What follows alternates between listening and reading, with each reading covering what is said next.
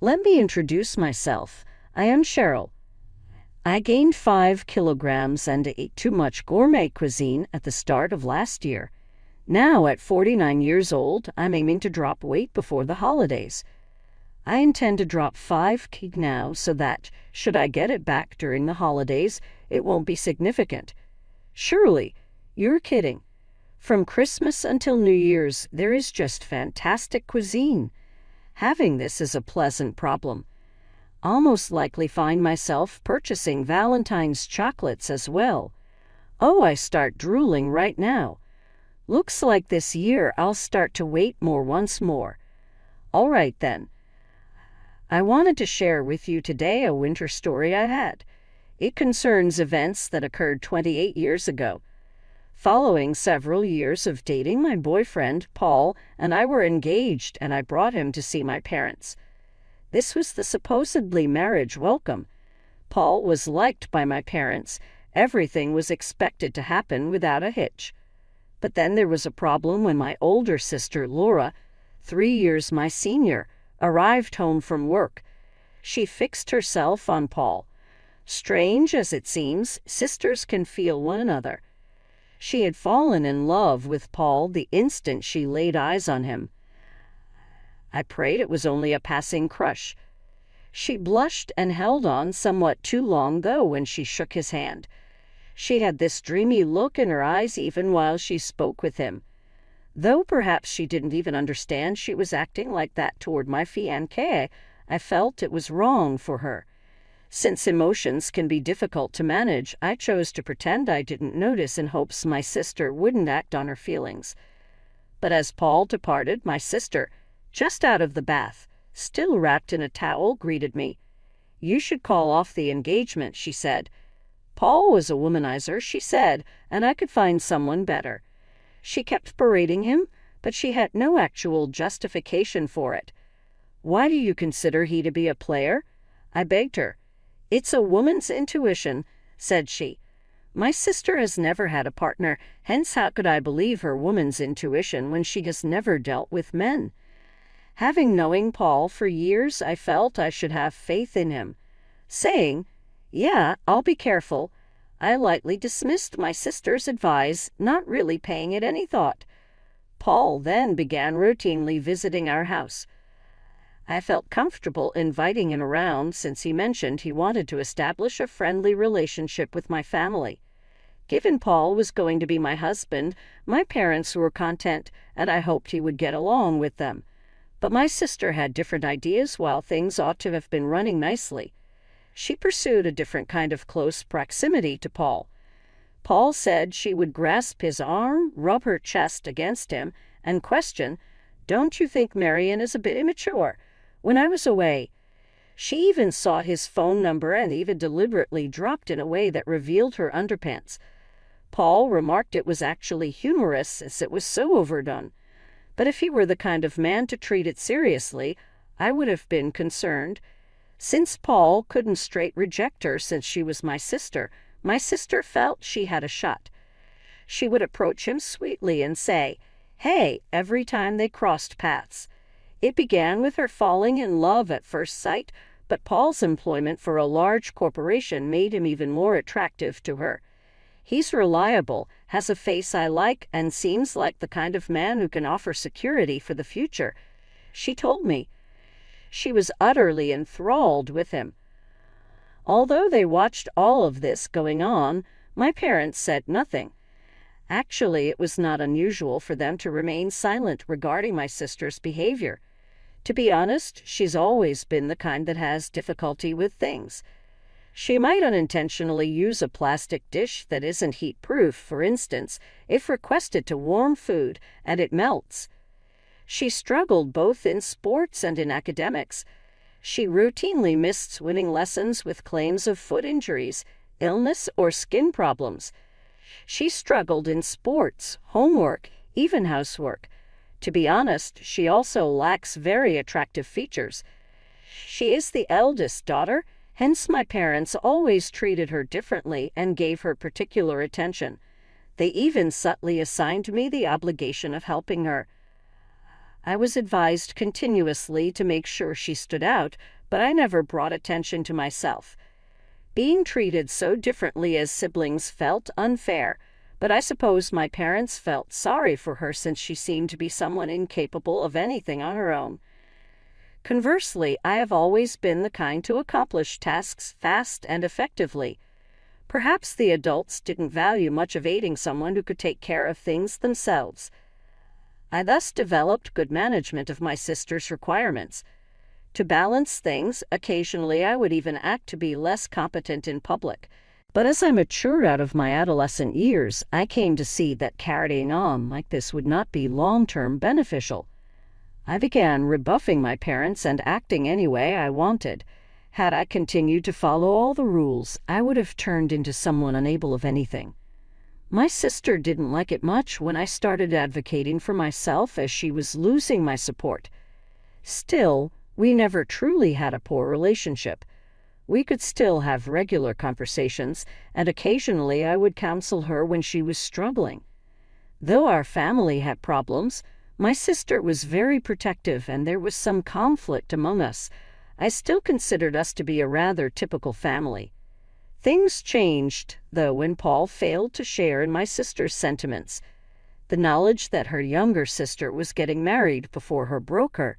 My sister burst out to our parents the night before my wedding. "I can't accept that my younger sister is getting married before me," saying, "Don't worry, Laura, you'll find a good partner soon, too." My dad tried to cool her off. I concurred. "Yeah, Laura, it's not a big deal." She was not having it, though. Usually, the younger sister marries first, then the older sister. She is too young for this. "The wedding is tomorrow," I reminded her. "About what are you referring?" "Mom, do you not concern about me? I will be the left-behind poor older sister as her little sister travels on." She tears. I listened silently from the corridor that evening as my sister and our dad bargained.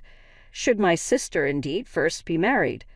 If I waited for her to be married, I would find myself considerably older without forward development in my own life.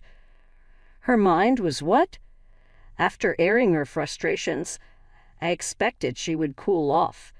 Then I heard something quite startling. "Laura, we won't be at the wedding tomorrow. Kindly be cool with that," my father said. "Exactly what?"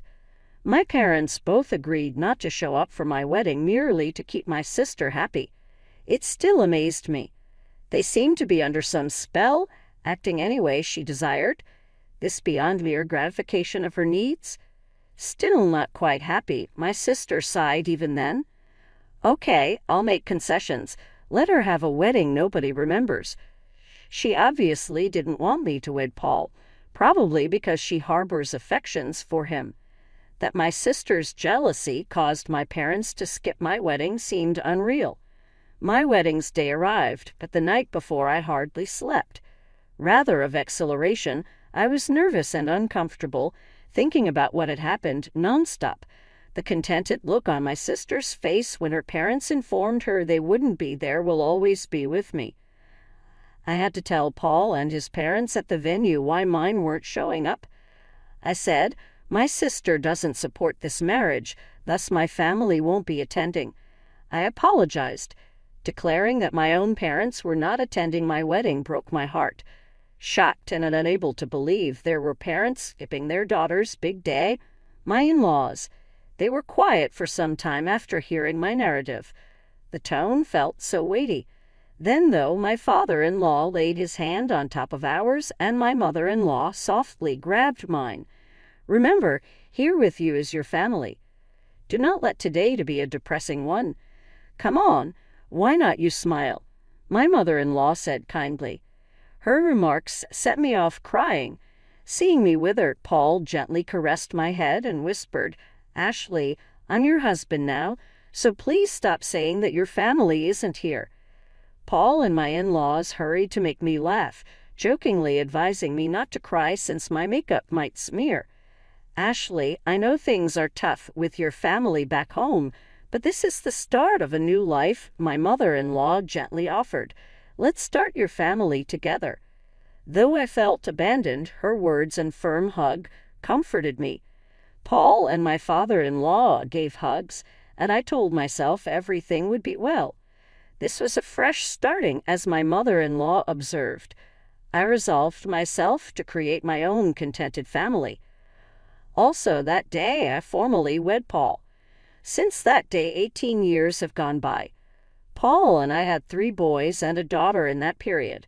Our daughter watches after her 3 cheeky brothers, who occasionally cause havoc in the house. She is capable.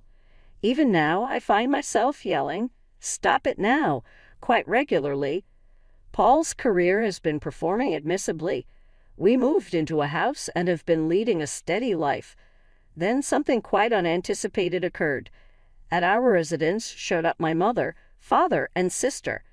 I hadn't given them our new address and had kept my distance from them following the wedding. Still, they came unannounced and somehow located us.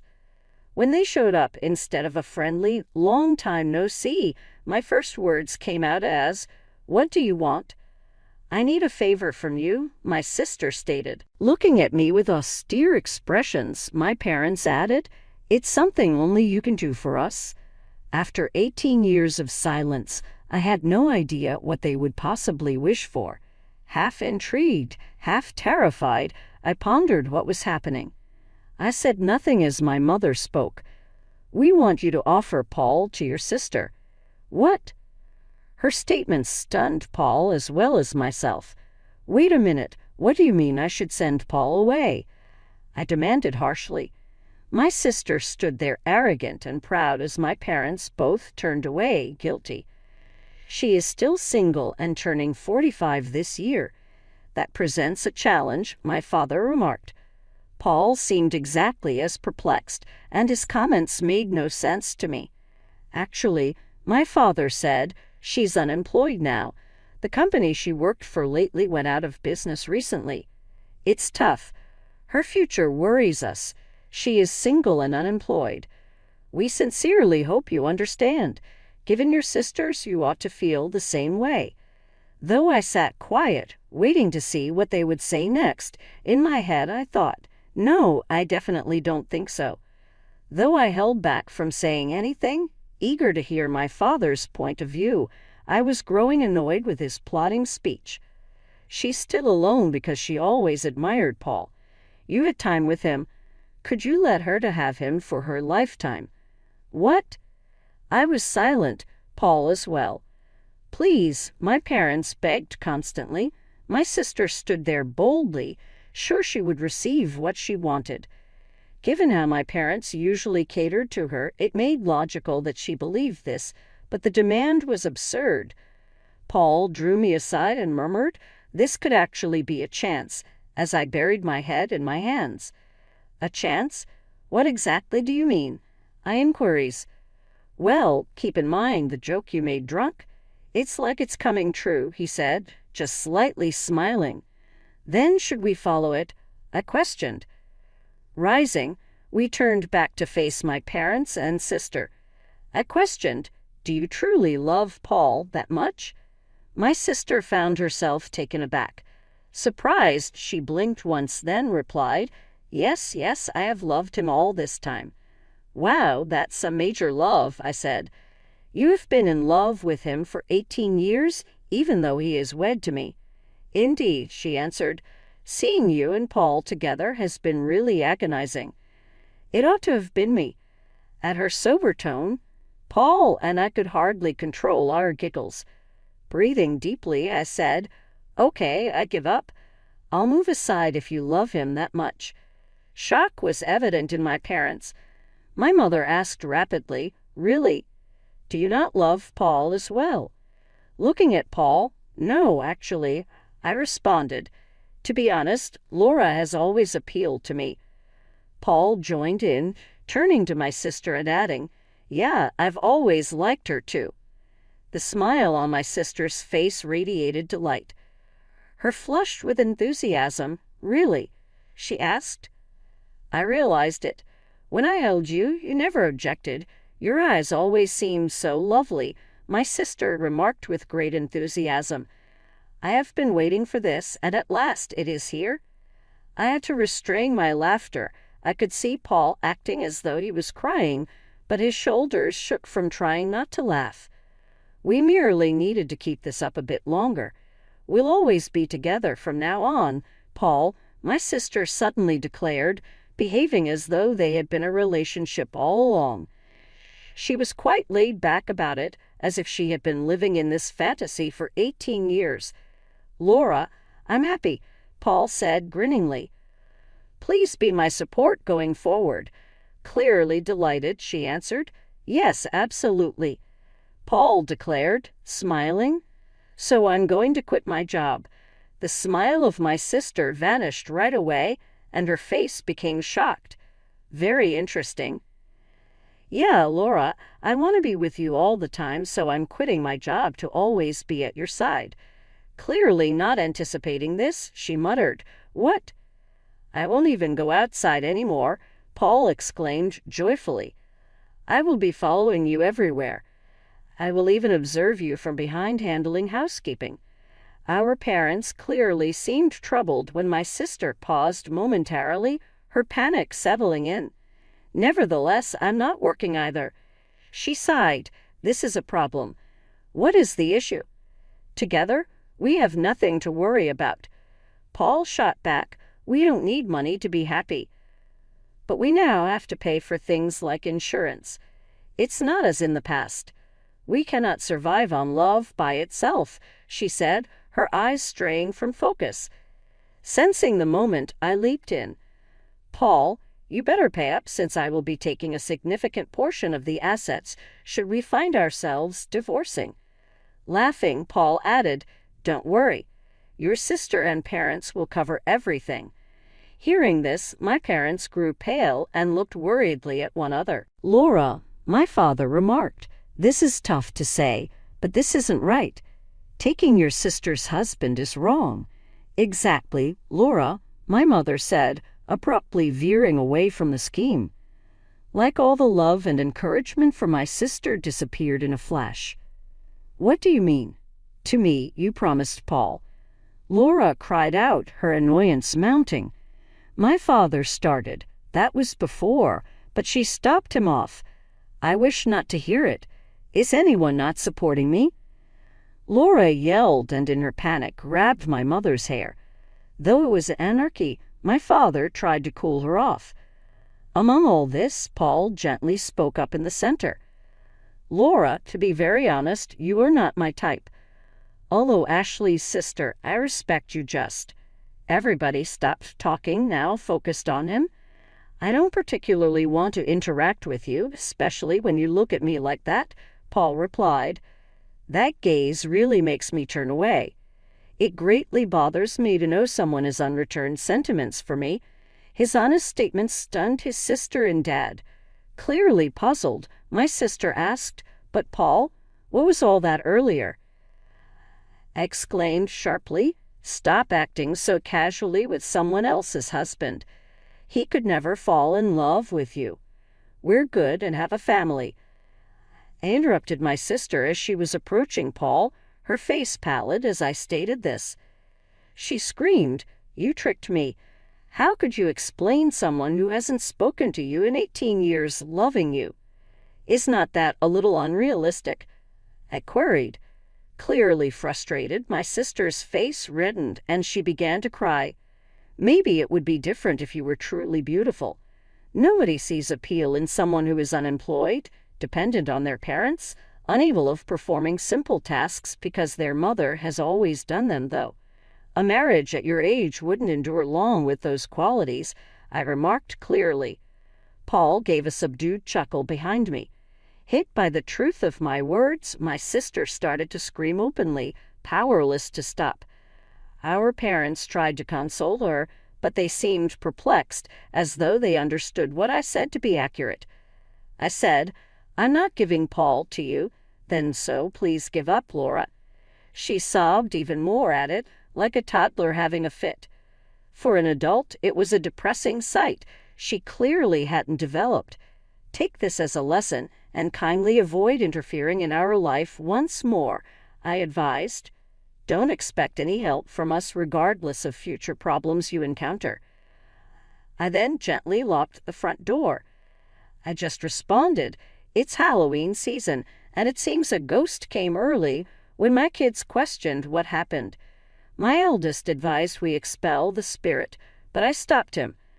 As my sister kept crying, it really felt as though a ghost were lamenting outdoors. 6 years later, she still is single. She hired someone but was let go for inappropriate behavior. She started problems by jumping into a failing marriage. She now seems likely to be alone for life and is banned from matchmaking events. Despite their wariness, my parents work part-time jobs to save money for her.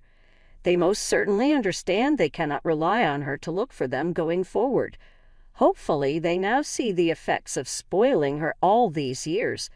Thanks to my intelligent children and husband, who has a steady job, I enjoy my days as a housewife free from concern about school expenses for my children. Sometimes I question whether working outside the house would enable me to burn off the excess calories from overindulging during the holidays.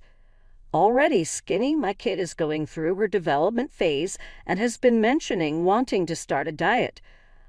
I'm working to persuade her not to. You can think about dieting when you're older, like me, I tell her. Dancing is a passion shared by my 3 sons, who recently displayed their abilities at a neighborhood function and took home multiple trophies.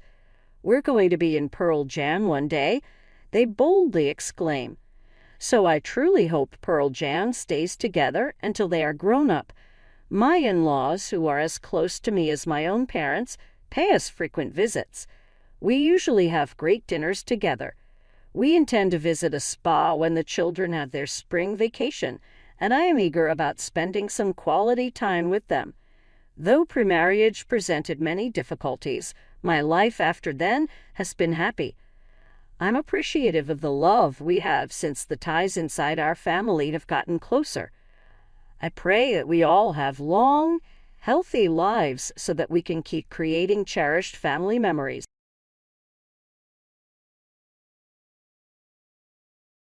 Hey, I'm Harper minus 25 years old, a marketing exec in New York City. But let me take you back to where it all started in good old suburban America. Growing up, I was the classic firstborn, eager to please, full of dreams. Then Jake came along, my little brother. At first, I was excited to be a big sis. But man, did things change. Jake wasn't your typical toddler. His tantrums were legendary, full-on meltdowns over the smallest things. "Sarah, can you keep it down? Jake's trying to sleep," Mom would say, even when I was quietly doing homework. "But Mom, I have a big test tomorrow." "Please, Sarah, you know how he gets when he's tired." It was always about Jake, his knees, his moods, his everything. Don't get me wrong, I loved him, but it felt like I was fading into the background of my own life. My saving grace. Grandma Thompson, she was a saint. Every birthday, she'd call without fail. "Happy birthday, my little star," she'd say, her voice warm over the phone. "Thanks, Grandma," I'd reply, grateful that someone remembered. "Oh, sweetie, your parents love you. They're just preoccupied." Preoccupied. That's one way to put it. Try telling that to 16-year-old me, sitting alone on my sweet 16 while my parents were out handling another one of Jake's cool incidents. "We'll celebrate this weekend, honey," Dad promised when they finally got home. Spoiler alert, we didn't. But it wasn't all bad. I threw myself into school, determined to be noticed. Fast forward to high school graduation. I'm valedictorian, standing at the podium, scanning the crowd for my family. Mom and Dad were there, but distracted as always, trying to keep Jake from causing a scene. "Congratulations, Sarah," Mom said afterward, but her eyes were on Jake, who was tugging at her sleeve. "Thanks, Mom. Did you hear my speech?" "Oh, of course, sweetie. It was nice. Nice. That's all I got." That summer was a blur of college prep and more Jake drama. By the time August rolled around, I was counting down the days until I could leave for college. The day finally came, car packed, goodbyes said. As I hugged Grandma, she slipped something into my hand, a small box. "Open it when you get there," she whispered. "And remember, you're destined for great things, Sarah." Driving away, watching my house disappear in the rearview mirror, I felt a mix of excitement and relief. College was my chance to start fresh, to finally be seen for who I was. Little did I know, that was just the beginning of my journey to find my voice. But that's a story for another day. For now, I was just a girl with a car full of dreams, heading toward a new chapter. Life in New York City? A whole different ball game. I hustled my way up to marketing executive, and for the first time, I felt like I was truly being seen. My phone buzzed. It was Michael, my boyfriend. "Hey babe, we still on for dinner tonight?" "You bet. Can't wait to tell you about this campaign I just landed." "That's my girl, always killing it." I smiled. Michael understood me in a way my family never did.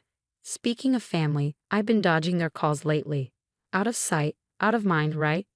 Wrong. My phone lit up again. Mom's number. "Sarah, it's about Grandma." My heart sank. What happened? "She passed away last night. The funeral's this weekend." It felt like someone had punched me in the gut. Grandma was gone. The one person who always remembered me. "I'll be there," I managed to say. The trip back home felt like stepping into a time warp. Same old house, same old drama. "Sarah, you're here." Mom rushed to hug me. "Hey Mom," I replied, hugging her back, feeling strangely out of place. Dad appeared, looking older than I remembered. "Good to see you, kiddo." Jake lurked in the background, barely acknowledging me. The funeral was a blur of tears and whispered condolences, but it was the reading of the will that truly shattered everything. "To my beloved granddaughter Sarah, the lawyer read, I leave my beach house and a sum of $500,000. You could have heard a pin drop. Then all hell broke loose. "What? That's not fair." Jake exploded. Mom looked shocked. "Surely there's been some mistake." "No mistake," the lawyer confirmed.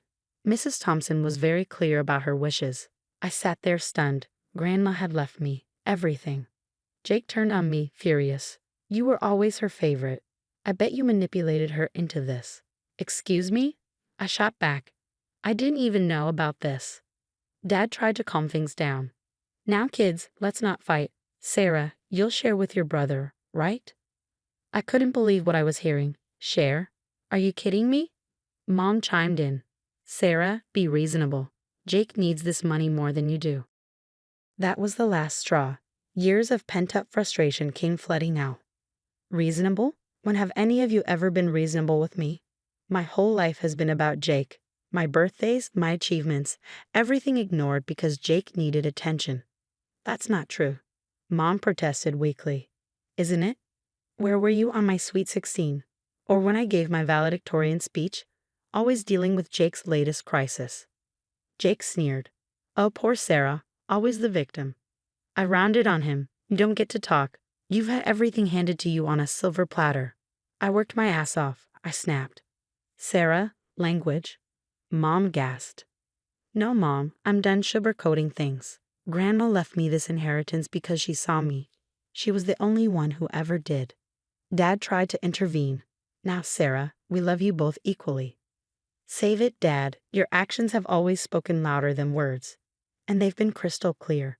I stood up, shaking with a mix of anger and adrenaline. "I'm not sharing the inheritance. It's mine, fair and square. And frankly, it's the least I deserve after years of being treated like I didn't matter." The room erupted into chaos. Jake was yelling, Mom was crying, and Dad was trying to calm everyone down. But for once I didn't care. I walked out, head held high. As I drove back to the city, I felt a weight lift off my shoulders. For the first time in my life, I had stood up for myself against my family. It hurt, yeah, but it also felt damn good. I dialed Michael's number. "Hey, you free to talk? You won't believe what just went down." Little did I know, this was just the beginning of the storm. But for now, I was breaking free, and it felt amazing. Back in New York, I threw myself into renovating Grandma's beach house. It became my sanctuary, a place where I felt her love surrounding me. But my family had other plans. My phone buzzed with yet another text from Mom. "Sarah, honey, we miss you. Can't we talk about this?" I ignored it, just like the dozen before. Then came one from Jake. "Way to abandon your family, sis. Real classy." Frustrated, I tossed my phone aside. Couldn't they just let me be? Later that week, I met up with Lena, my best friend, and Michael for drinks. They won't stop messaging me, I vented. It's like they can't accept that I don't want to share the inheritance. Lena raised an eyebrow. "Share? Girl, that's your money. Your grandma left it to you for a reason. Michael nodded in agreement. Sarah, have you ever considered that what they're doing might be emotional abuse? I scoffed. Abuse? That's a bit strong, isn't it? Is it? Lena challenged. They've been dismissing your feelings and needs for years. That's not normal, Sarah. Her words hit me hard. Could it really be abuse? I couldn't shake the thought. Maybe I should talk to someone about this, I admitted. And that's how I found myself in Dr. Patel's office the following week. Tell me about your childhood, Sarah, she prompted. As I talked, memories came flooding back. Like the time I won the science fair, but my parents missed it because Jake had a meltdown at school. They didn't even congratulate me later. The hurt felt fresh, as if it had just happened. Dr. Petal listened intently. Sarah, have you ever considered that Jake's behavior might not always have been uncontrollable? I frowned. What do you mean? Sometimes children learn that certain behaviors get them attention. It's possible Jake's tantrums were, at times, a form of manipulation. It was like a light bulb went off. All those times Jake's tantrums seemed to happen at the most inconvenient moments. Had he been playing us all along? Over the next few weeks, therapy helped me see my family dynamics in a new light. I felt stronger, more sure of myself. Then came the bombshell, a voicemail from Dad. Sarah, we need to talk. We're having some financial troubles. Jake's in a bit of a mess.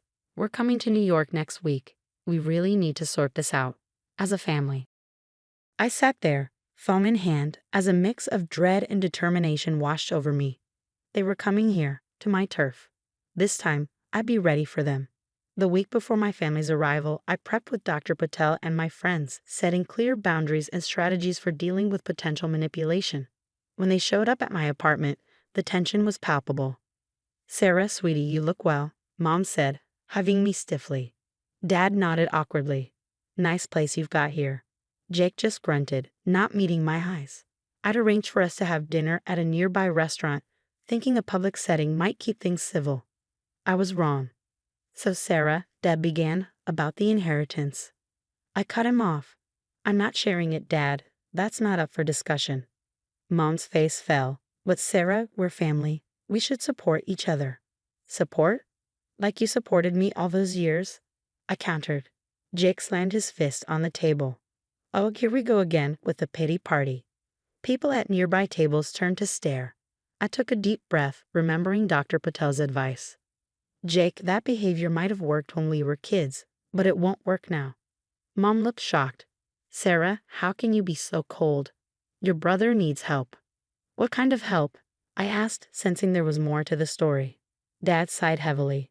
Jake's in some gambling debt. We were hoping you could help out. I couldn't believe what I was hearing. You want me to use Grandma's money to bail Jake out of his gambling addiction? It's not an addiction, Jake protested. I just hit a rough patch. No, I said firmly. I won't enable this behavior anymore. That's when Jake lost it. You selfish. If you don't share, we'll contest the will. We've already talked to a lawyer. The restaurant fell silent. In that moment, I saw my family for who they really were. Get out, I said quietly. All of you, we're done here. As they left, hurling insults and threats, I felt a strange sense of calm.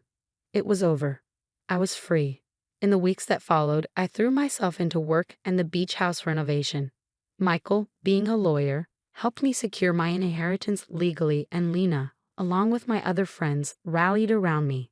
They showed me what real support looked like.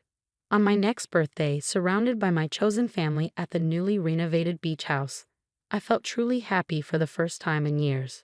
Make a wish, Sarah. Lena called as I blew out my candles. I didn't wish for reconciliation with my toxic family. Instead, I wished for continued strength and growth in my new life. Later, I heard through the grapevine that Jake's debts had caught up with him, leading to legal troubles. My parents, stuck in their enabling ways, found themselves socially isolated and financially strained. The story of Sarah's journey to break free from her toxic family has come to an end. Now, I want to hear from you. Is it ever justified to cut ties with family members, even if they're blood relatives? Or should we always try to maintain family connections, no matter how difficult? Share your thoughts in the comments below.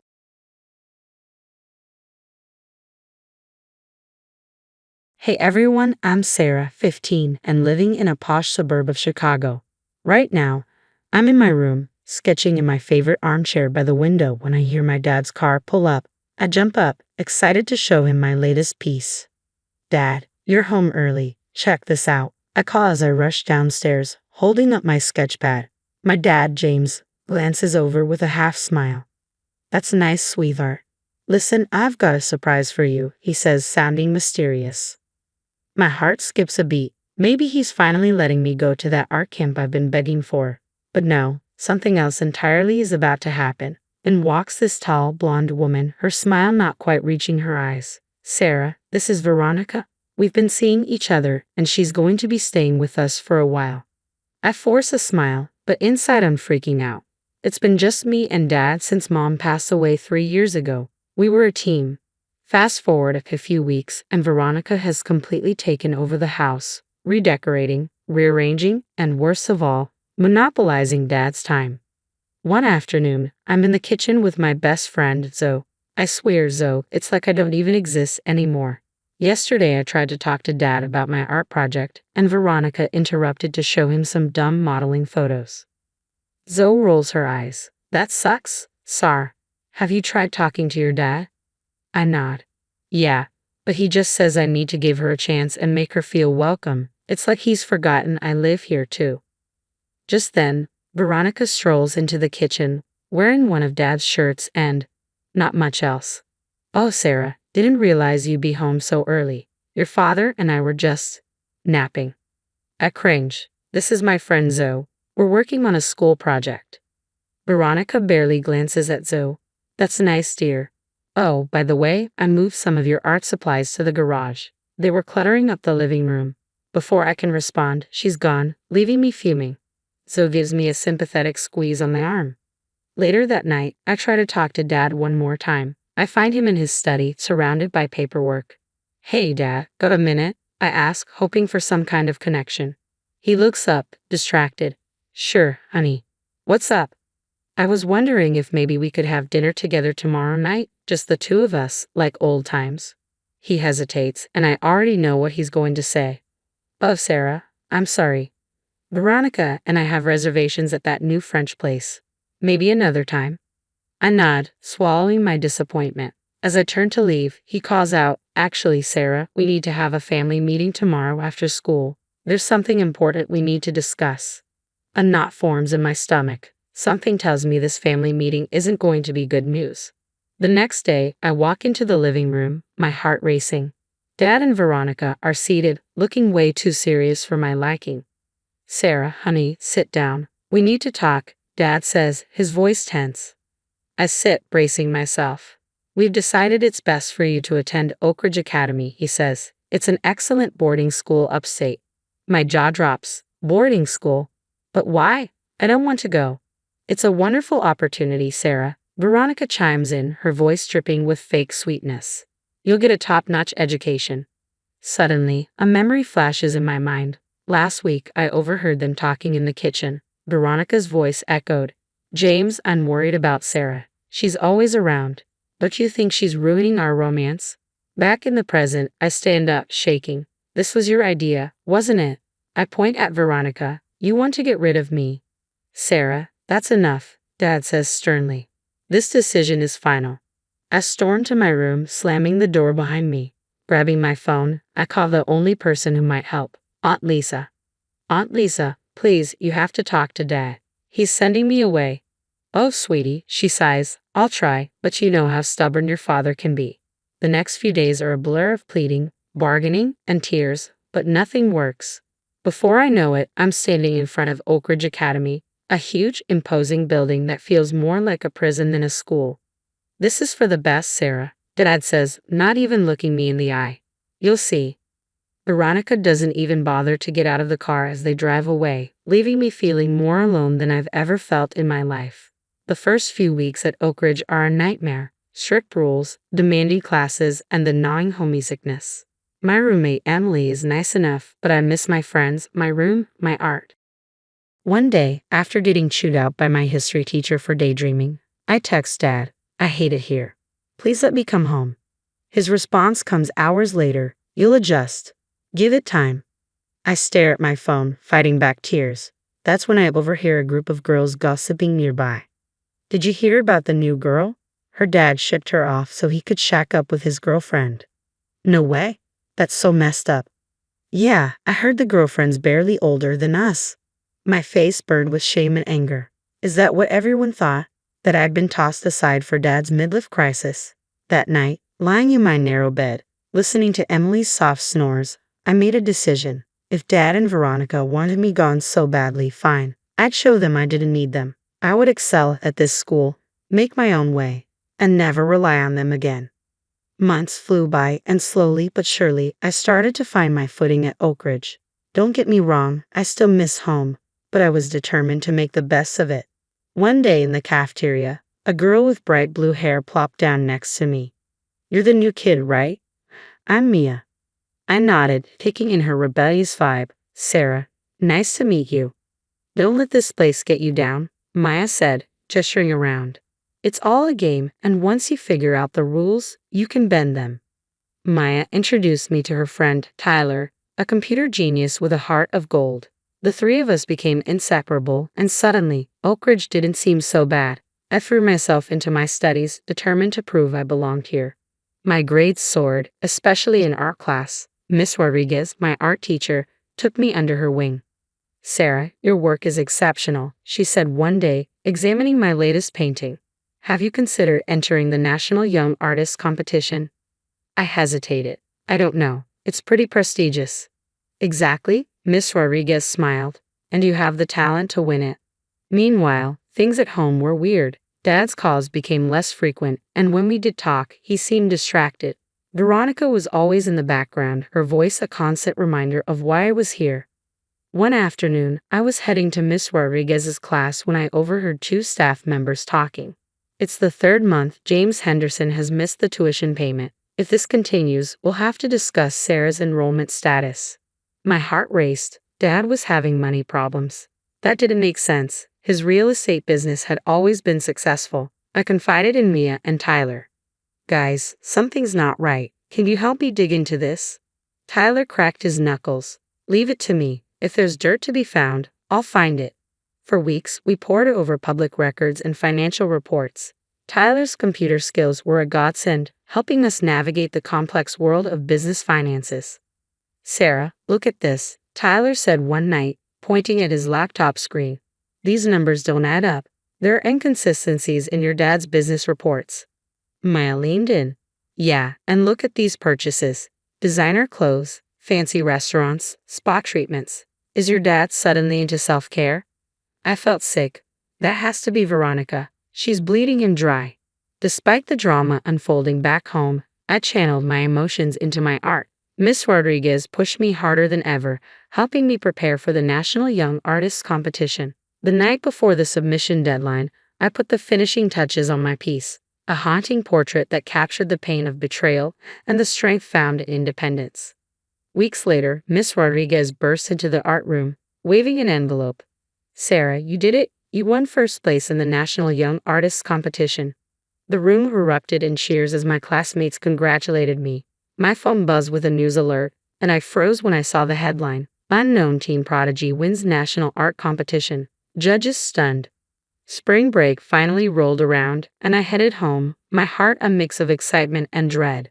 As the cab pulled up to our house, I knew something was off. The lawn was overgrown, and Dad's car looked like it hadn't been washed in months. Inside, the house was a mess. Takeout containers littered the kitchen, and a layer of dust coated everything.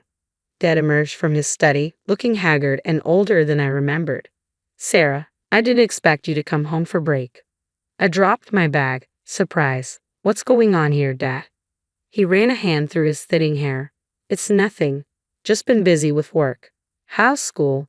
I wasn't buying it. Cut the act, Dad. I know about the missed tuition payments. What's really going on?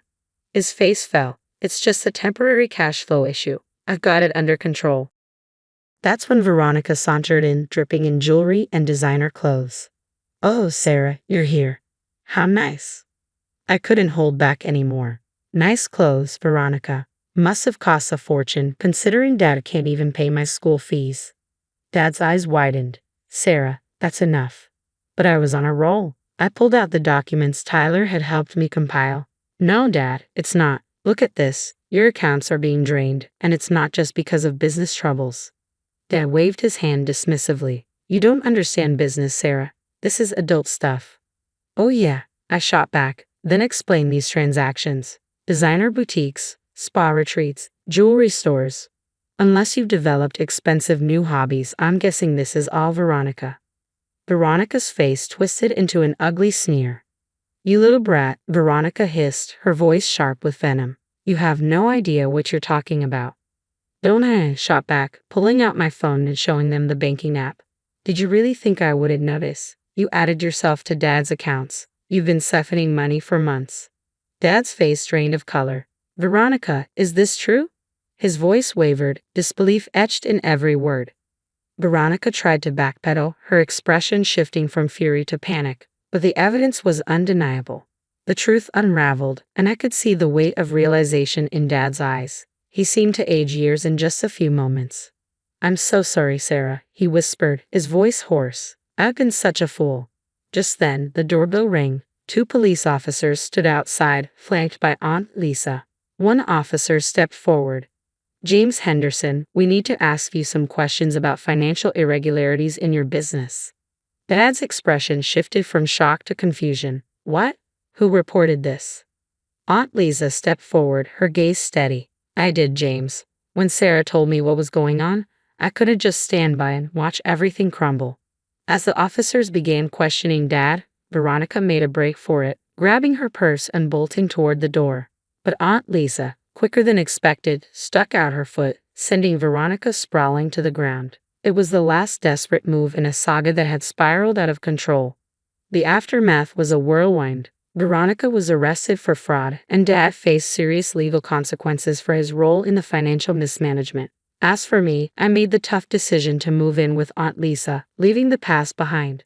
2 years later, I'm thriving at a top art school, my talent finally getting the recognition it deserves. As I stand in front of my latest exhibition, surrounded by people who truly appreciate my work, I can't help but reflect on how far I've come. That scared, betrayed girl from Oak Ridge feels like a lifetime ago. I'm stronger now, wiser, and finally free from the toxic people who tried to hold me back. What would you have done if you were in Sarah's shoes? Would you have forgiven your father for choosing his girlfriend over you and sending you away to boarding school? Or would you have cut ties completely? Share your thoughts in the comments below.